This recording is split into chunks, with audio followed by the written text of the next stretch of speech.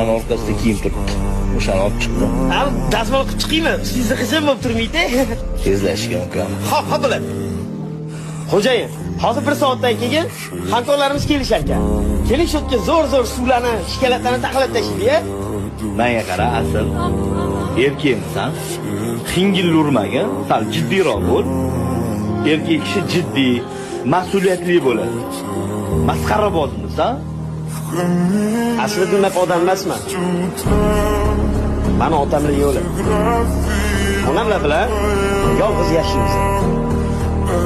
Ustiga onam kasal. Sizni qo'lingizni ishlab, mehnatingizni qilib, onamni dorilarga pul yig'ib. Lekin farzandingiz olamdan o'tgandan keyin ancha o'zgarib qolgansiz. Bir ikkita xodimlarni jahl ustida bo'shatib yubordingiz. Agar men bo'shasam, onamni dorilarga pul qilib olaman. Hayda bormang deb, kayfiyatingizni ko'tarish uchun kuldirib yuraman deb o'ylayman. Uzr ukam. Ana tushundim. Bugundan oyligini ko'tarib beraman. Yo'q, shart emas. O'zi mehnatimga yarasha olyapman.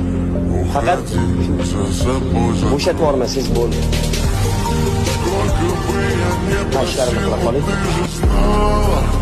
Меня теряла, я в нашей компостюм, бегал так упрям.